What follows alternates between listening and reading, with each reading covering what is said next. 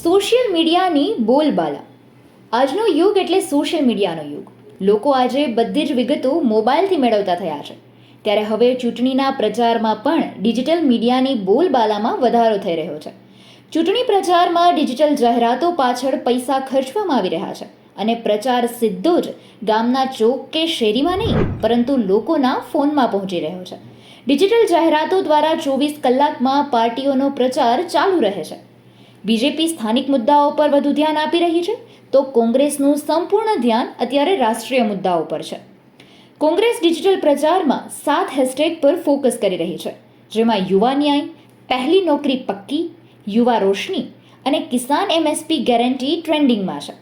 જો ભાજપની વાત કરીએ તો ભાજપના ડિજિટલ પ્રચારમાં બીજેપી ફોર ડેવલપમેન્ટ, મોદી કા પરિવાર, ફરી એકવાર મોદી સરકાર, અબ કી બાર 400 પાર હેશટેગ હાલ વધુ ટ્રેન્ડિંગમાં છે.